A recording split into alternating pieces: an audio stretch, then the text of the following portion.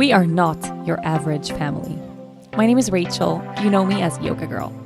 This is my husband, Dennis, and this little ray of sunshine is our baby girl, Lea Luna. We live in the Caribbean island of Aruba. Welcome to our channel.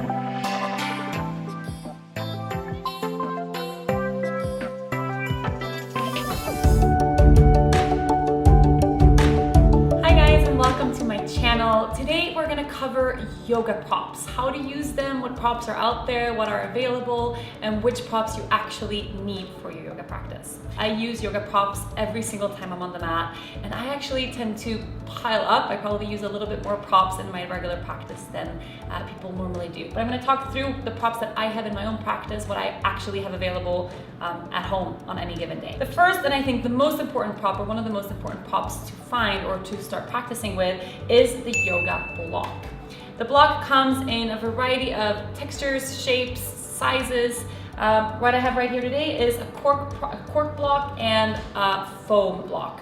The specific cork block that I have is a little bit more narrow, which I love in terms of transitioning and using the blocks for different types of transitions. Also, I really enjoy a cork block for heart openers or for sort of any type of passive opening when you actually allow the weight of your body to surrender into the block. Some people prefer to do that with a foam block, but the cork blocks are really stable, they're really solid. I have used wooden blocks before, which I tend to shy away from a little bit just because they're very, very heavy and you don't want them to fall over and kind of hit you in the toe or something. They also make a lot of noise when they fall over in class. The cork ones are just a really good natural material that I enjoy a lot. Foam blocks weigh nothing. You can really tell. This is a little bit of a bigger block. This is more the standard size. You can tell this cork block is a little bit more narrow than the foam. The cork block is a more natural material, but these blocks are much softer. So if you have tension in your upper back, if you're using them for a heart opener, for instance, the foam blocks might feel a lot better for you. The blocks also allow us to create more space in the body where we need it. So say you're in a specific pose where you might need a little bit more support or you're having a hard time reaching the floor, the blocks can be a place for you to rest your hands, to elevate, to lift up through the heart, and to make more space for the spine. So many different ways you can use your blocks. I highly recommend them. The second prop I want to talk about is the yoga blanket. Yoga blankets come in so many different types of textures, so many different types of or different styles of blankets. I really like this one. It's a densely woven blanket. At Island Yoga, at my yoga studio, we use the softer, more colorful woven blankets. It really is just a thing about taste.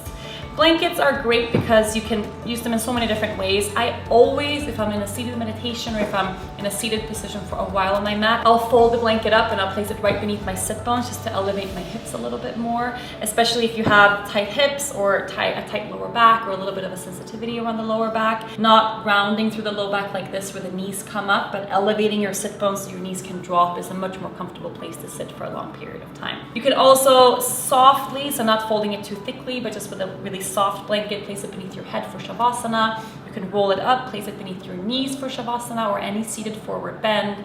You can also use this if you have sensitive knees or are working through a knee injury or surgery of any kind. Use the blanket beneath the knees just to soften that connection between the joint and the floor.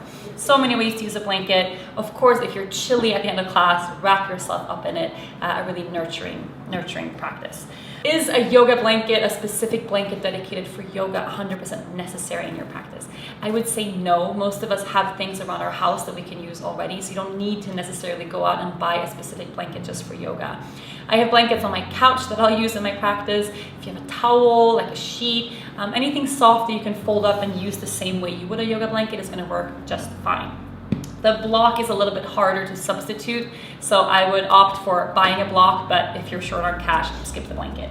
Next thing I'm going to talk about is the yoga strap. Similar to all the yoga props I'm going to talk about today, every prop comes in a different type of color and shape and texture. Any kind of yoga strap that's sort of dedicated to the practice is going to work for you. There's different kinds of belts or different kinds of buckles that come with the strap. Some have a plastic buckle, some have a metal one. Personally, I prefer the metal buckle. They just last a little bit longer, and I don't love to use plastic if I don't have to. This will help elongate your arms a little bit more, so when your arms can't reach, say you're lying on the floor and you're like a Supta Padangusthasana, for instance, stretching the back of the legs. Any time where you want to give a little bit of extra length to your arms, this strap is going to be really helpful.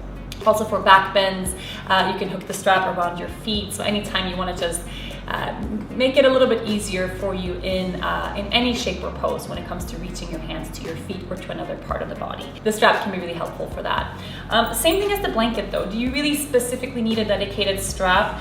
I really work with straps a lot in my own practice. I would say yes, it's worth it. They're not super expensive. But do you have like a belt at home, a tie that you can borrow, like a little rope, like anything, a scarf even might work. Anything that's just long and narrow, you can be used as a strap. So you don't necessarily need to buy one, but for me, it's been a really helpful part of my practice. And I like to have a prop that I know is just for yoga, but it's up to you. You can work with a belt, a scarf, anything you have around the house, or get a yoga strap. Next prop we're going to talk about is the yoga bolster. Yoga bolsters usually come in one of two different shapes. So we have this one, which is the round, long bolster, and then there's also another variation that's a little bit more flat and sometimes square. Bolsters are more useful for the very end of your practice, maybe Shavasana, or if you're in a very restorative practice, a yin practice, any shape you know you're going to be in for a really long time. Or if you're pregnant, you're practicing prenatal yoga, bolsters are almost a must. If you are working with an injury or you know you need a lot of extra support, the bolster is just a really nice cushioned thing you can bring to your practice to support you whenever you need it. Is it a necessity? I would say no. It totally depends on your body. I love placing a bolster beneath my knees in Shavasana at the end of practice. For instance, when I was pregnant, I worked with a bolster every single day. It's a very individual thing, so it's up to you to decide if you feel like this is something that's going to be helpful for you in your practice or not. For a restorative practice, I would say yes. Prenatal practice, definitely yes. Dynamic vinyasa style practice, probably not. But I always have one around the house. They're really good to use. The last yoga prop I'm going to talk to you about is the eye pillow. This is one of my favorite things to use when I teach, just because it's a really helpful thing to use for the very end of practice, especially if you are feeling a little bit restless or stressed out, if you're having a hard time grounding or calming yourself in Shavasana, in corpse pose.